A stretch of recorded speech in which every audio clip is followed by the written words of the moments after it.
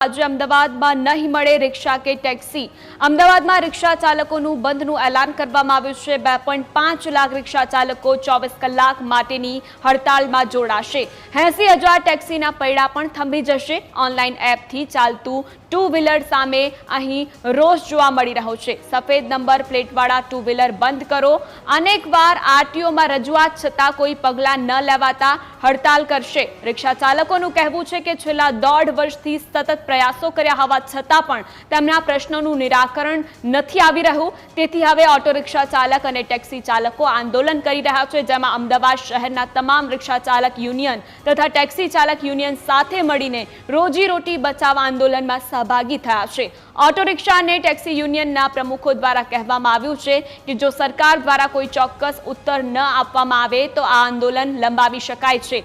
એવું પણ કહેવામાં આવ્યું છે જો કોઈ આકસ્મિક સંજોગોમાં મેડિકલ ઇમરજન્સી હોય તો એમ્બ્યુલન્સ અથવા તો 108નો સંપર્ક કરી શકો છો તથા અન્ય શહેરમાંથી આવતા મુસાફરોને આવતીકાલે ઓટો રિક્ષા અથવા તો ટેક્સી નહીં મળે, તેથી આ મુસાફરોએ જાતે જ પોતાની વ્યવસ્થા કરવી પડશે। તો વધુ વિગતો સાથે સંવાદદાતા આશુતોષ જોડાયા છે। આશુતોષ, રિક્ષા ચાલકોની હડતાળ, શું જાણકારી?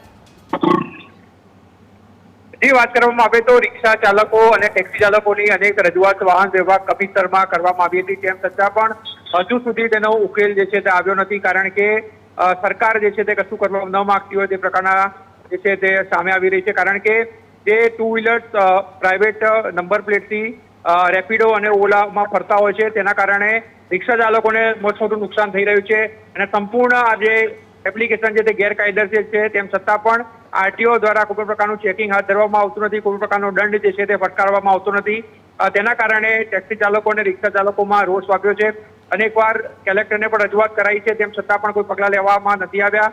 સાથે સાથે ઓનલાઈન એપ્લિકેશનમાં રિક્ષા ડ્રાઈવરના જે કમિશન આપવામાં આવે છે તે પણ ખૂબ જ ઓછું છે। મહત્તમ ભાડું જે છે રિક્ષાનું એ 15 રૂપિયા છે, પરંતુ જે રિક્ષાઓ જે કંપનીઓ છે ઓનલાઈન તે લગભગ ઓછું જે છે તે ભાડું આપતી હોય છે અને કમિશન પણ પ્રતિ પેસેન્જર 3 થી 4 રૂપિયા કાપી લેવામાં આવતું હોય છે અને તેના જ કારણે આજે અમદાવાદના 80,000 જેટલા રિક્ષા ચાલકો અને 2.5 લાખ જેટલી કહી શકાય કે વાહન અને ટેક્સીઓ છે તે આજે હડતાલ કરી રહ્યા છે અને સરકાર સામે બાણ ચડાવશે, કારણ કે અનેક રજૂઆત છતાં પણ કોઈ પગલાં લેવાતા નથી।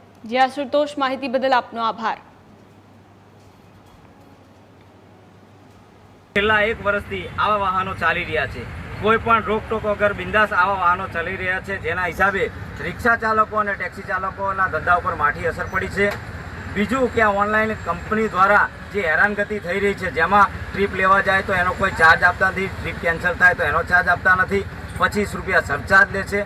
ખાસ કરીને સરકારી ધારા ધોરણ મુજબ તેમને ભાડું પણ આપવામાં આવતું નથી। રિક્ષા ચાલકો અને ટેક્સી ચાલક યુનિયન તરફથી આ હડતાલનું એલાન આપવામાં આવ્યું છે। આપણું આંદોલન ગાંધી ચિંધ્યા માટે અહિંસક આંદોલન છે, જેની અંદર કોઈ પણ પ્રકારની હિંસા કરવાની થતી નથી।